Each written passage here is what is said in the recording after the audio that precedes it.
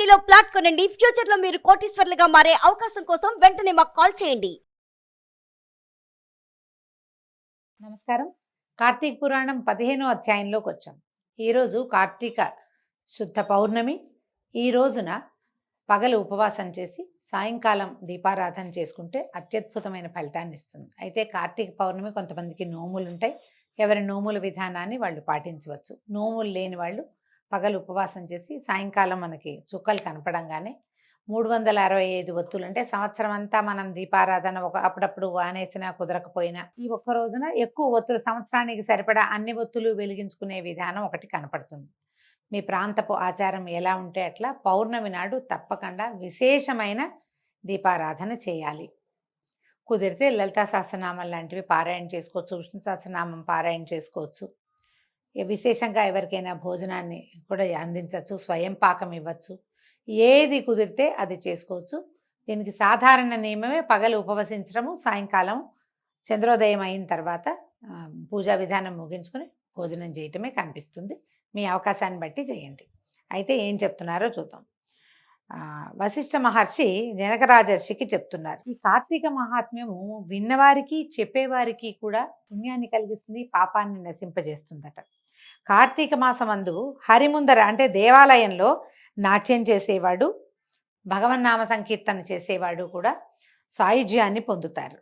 ద్వాదశి నాడు దీపమాలార్పణ చేసేవాడు హరికి దీపమాలార్పణ చేస్తే వాడికి వైకుంఠం లభిస్తుందట.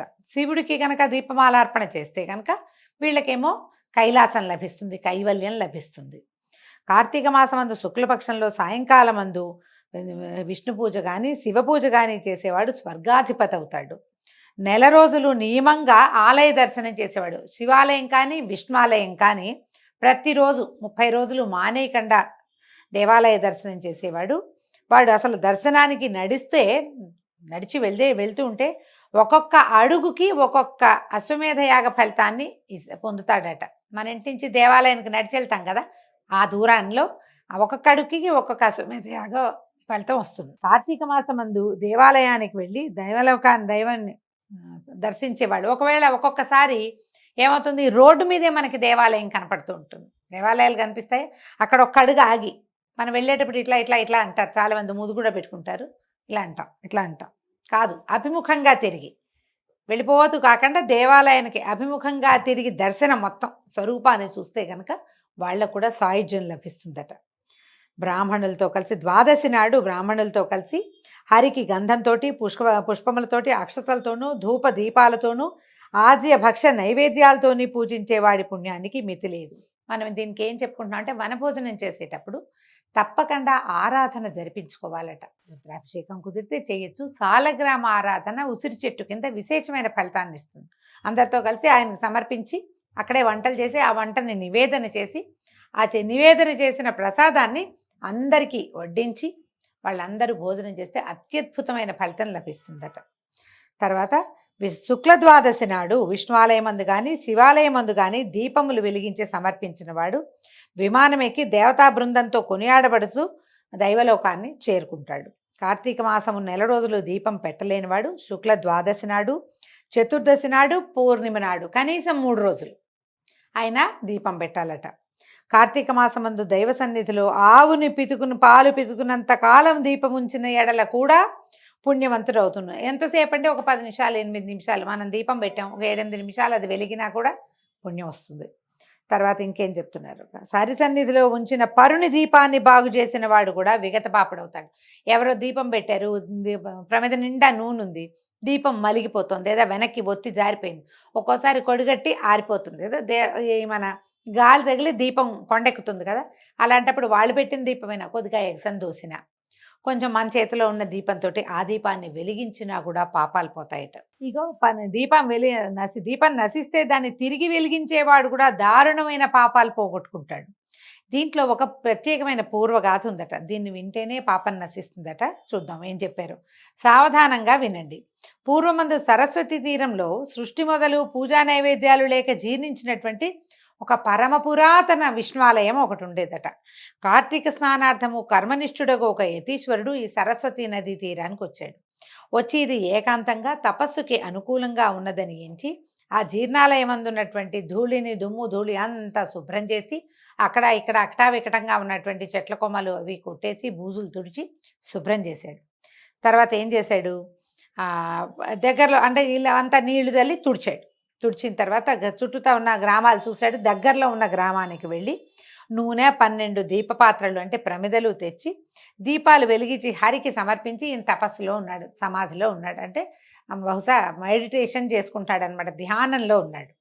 యతీశ్వరుడు ఇట్లు చేయుచుండగా కార్తీక శుక్ల ద్వాదశి నాడు రాత్రి ఒక ఎలుక ఆహారం కోసం తిరుగుతూ విష్ణువుకు ప్రదక్షిణం చేసి మెల్లిగా ఈ దీపాల దగ్గరికి చేరింది. ఎలుక వచ్చిన తోడనే జ్వాల తగ్గిపోయి అది అక్కడికి వచ్చి జ్వాల తగ్గిపోయి కేవలం ఒత్తితో ఉన్నటువంటి పాత్రను చూసి దాని దగ్గరనే జ్వాలతో కూడినటువంటి ఒత్తిని చూసి అందున్న నూనెని భక్షించి దాన్ని తీసుకుని జ్వాల లేని ఒత్తిని కూడా గ్రహించిందట.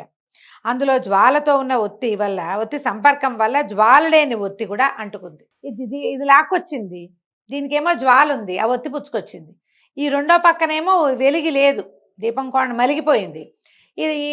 ఈ ఒత్తితోటి ఎలుక ఈడ్చుకొచ్చిన ఒత్తితోటి ఆ మలిగిపోయిన దీపం కూడా అంటుకుని వెలిగిందనమాట. వెలిగేసరికలు రెండు మండేసరికలు రెండు కలిసి భగ్గుమని మంట పెద్దది వచ్చింది. దాంతో ఇది కంగారు పడి ఎలుక భగ్గుమనేసరికి ఇంకా అందులో ఉన్న నూనెని పీల్చలేకపోయింది, వదిలిపెట్టేసింది. అయితే ఏమైంది, ఈ కార్తీక శుక్ల ద్వాదశి నాడు హరిసన్నిధిలో యతీశ్వరుడు వెలిగించిన దీపాన్ని నశిస్తే దాన్ని ఎలుక తిరిగి వెలిగించడం వల్ల దాని పూర్వపుణ్య వశం వల్ల ఆ రాత్రి అక్కడే చచ్చిపోయిందట. ఆ ఎలుక చనిపోయి దేహాన్ని వదిలి దివ్య దేహధారిగా మారింది. ఆ శరీరం ఎలుకలోంచి బయటకు వచ్చింది, దివ్య స్వరూపం వచ్చిందట. అది చూశాక ఏమైంది, ఏతి అప్పటిదాకా తపస్సులో కూర్చున్నాడు, ఉన్నట్టుండి ఒక పెద్ద వెలుగు వచ్చింది. ఆ వెలుగుకి కొంచెం ఆయన కదిలి సమాధిలో నుంచి కళ్ళు తెరిచి చూశాడట. చూసి ఓయి నీవెవడవు, ఇతడికి ఎందుకు వచ్చితివి అని అడిగాడు. అడిగేసరికల్లా ఆ ఎలుకలోంచి వచ్చినటువంటి ఆ దివ్య స్వరూపుడుగా ఉన్నవాడు యతితో ఇట్లా చెప్పాట, ఓ మహాన్భావ, నేను ఎలుకను, గడ్డి తుంపుల్ని వాటిని తినేవాడిని, నిత్యం ఈ దేవాలయం చుట్టూ తానే తిరుగుతుండేవాడిని. ఎలుకనైన నాకు ఇప్పుడు దుర్లభమైన మోక్షం లభించింది. ఇది ఏ పుణ్యం వల్ల లభించిందో నాకైతే తెలియదు. పూర్వముందు నేనెవరిని, నా ముందు కాలంలో నేనెవరిని, ఏం పాపాలు చేశాను, ఏ పాపం చేత నాకు ఈ ఎలుక జన్మ ప్రాప్తించింది, ఈ విషయం అంతా సర్వజ్ఞులు, మీరు మహానుభావులు చాలా రోజులుగా ఇక్కడ తపస్సు చేసుకుంటున్నారు కాబట్టి అదేమిటో నాకు తెలియజేయండి, నేను మీకు దాసుణ్ణి, శిష్యుణ్ణి, మీ దయకి పాత్రుణ్ణి అని పాదాలు పట్టుకున్నాడు. ఆయన ఈ యతి ఆయన ఎంతో కాలంగా ధ్యానంలో ఉండటం అలవాటైంది. ఆయనకి జ్ఞాననేత్రం తెరుచుకున్నది. తన జ్ఞాననేత్రంతో ఈ సర్వము విచారించాడు. ఈ ఎలుక తాలూకు పూర్వగాథ అంతా చూశాడనమాట. అప్పుడు ఆ ఉద్భూత పురుషుడితోటి ఇట్లా చెప్పాడట, పోయి నీవు పూర్వము బాహ్లిక దేశమందు జైమిని గోత్ర సంజాతుడవు, బ్రాహ్మణుడవు, కుటుంబ పోషణ పరాయణుడనవు, బాహ్లికుడు అనే పేరు కూడా ఉంది నీకు. అయితే క్రమంగా ఏం చేసావు నువ్వు, ఈ బ్రాహ్మణుడివి అయినప్పటికీ కూడా స్నానం సంధ్యలు విడిచి నిత్యము ఆశతో వ్యవసాయం చేస్తూ వివేకం లేక బ్రాహ్మణుల్ని నిందించేవాడు. ఇప్పుడు వ్యవసాయం చేస్తే తప్ప అని ఒక ప్రశ్న వస్తుంది. తప్పు కాదు. ఈ కాలంలో ఏ కాలంలో కార్తీక పురాణం చెప్పబడిందో అప్పుడు వ్యవసాయం చేసే జనం వేరు, ఆ సమూహం వేరు. బ్రాహ్మణులు స్నాన సంధ్యాదులు నియమంగా చేసి యజ్ఞయాగాదులు చేయాలి దేశక్షేమం కోసం. వాళ్ళ వల్లే పాడి పంట పుష్కలంగా వచ్చేవి, వానలు వచ్చేవి. ఇప్పుడు వీళ్ళు తాము చేయవలసిన పని మానేసి ఎవరో చేసే పని చేయకూడదు. అది తప్పని కాదు, అది వాళ్ళు చేయాలి, ఆ క్రియ వాళ్ళది. ఆశ కొద్ది సంపాదించాలనే ఆశతోటి మనం చేయకూడని పనిని చేయకూడదు, అది విధానం అన్నమాట. దేవపూజని వదిలి నిత్యము శ్రార్థ భోజనము తించు నిషిద్ధ దినములందు రాత్రింబగళ్ళు భుజించేవాడివి. కొన్ని దినాల్లో రాత్రిపూట తినకూడదు. పౌర్ణమి, అమావాస్య ఇలా కొన్ని తిథులు ఉంటాయి. తర్వాత ఏకాదశుల్లో కూడా రాత్రిపూట తినకూడదు. ఆ కాలానికి ఇంకొంచెం ఎక్కువ నియమం ఉండేది. అయితే అప్పుడు రాత్రిపూట కూడా రెండు పూట్ల భోజనం చేసేవాళ్ళు. కొన్ని రోజులు పగళ్ళు కూడా తినకూడదు, ఏకాదశులు పగళ్ళు తినకూడదు కదా. ఈ పగలు రాత్రి భోజనం చేసేవాడు. తర్వాత పిశాచములకు కాకులకు బలి ఇచ్చిన అన్నాన్ని తినుచు వేదశాస్త్ర మార్గాన్ని నిందించుతూ ఉండేవాడివి. స్నానం సంధ్యావందన తపస్సులు చేయవారిని చూసి నవ్వుతూ నిందించేవాడివి. కొంతమందికి ఇప్పుడు కూడా ఈ జబ్బు ఉంటుంది. ఎవరైనా సంధ్యావందనం చేసుకుంటే ఏమిట్రా ఇవన్నీ వేషాలు ఇస్తున్నావు అంటారు తోటి విద్యార్థుల్ని, చేయకూడదు అంటారు. దీనివల్ల ఏమొస్తుందంటారు, ఏ ప్రయోజనం లేని పని ఎందుకు చేస్తున్నావు అంటారు. ఏదో అంటారు, వాడి పద్ధతి ప్రకారం అని చేసుకొని అని ఊరుకోరు, మాట్లాడతాం. అదంతా తప్పే. పూజ చేసుకునే వాళ్ళని కూడా ఇంత పూజ ఎందుకు చేస్తారు, అంత పూజ ఎందుకు చేస్తారు అట్లా చెప్తారు. పూజని పిచ్చిగా చేయకూడదు. అతిగా చేస్తే ఏదైనా తప్పే. కానీ ఇతరుల పూజని నిందించకూడదు. సర్ది చెప్పచ్చు ఏదైనా. అయితే ఇంకా ఏం చేసేవాడు, సుందరి అయిన భార్యామణి ఉండేది. ఆమెకు సహాయం కొరకు నిరంతరము శూద్ర స్త్రీని ఇంటి వద్ద ఉంచుకుని మతివిహీనుడివై నిరంతరము దాంతో మాట్లాడుచు దాన్ని తాను తాకుచూ హాస్యములాడుచు దాన్ని పోషించుచు నీ పిల్లలకు దాని చేత అన్నం పెట్టించుచు కన్యను అమ్ముకొని శూద్రులకు చల్లా పాలు పెరుగు నెయ్యి అమ్ముకొని ధనార్జన పరుడివై ఉంటివి. ఈ ప్రకారంగా బహుద్రవ్యాన్ని సంపాదించి ఆ ద్రవ్యమును భూమిలో దాచి మృతి నొందితివి. ఇటు పాదకముల చేత నరకము అనుభవించి తిరిగి భూమి యందు మూషకముగా జన్మించి ఈ దేవాలయంలో ఉండి దేవద్రవ్యాన్ని అపహరిస్తూ దీపపాత్రలోని తైలమును తాగుతుంటివి.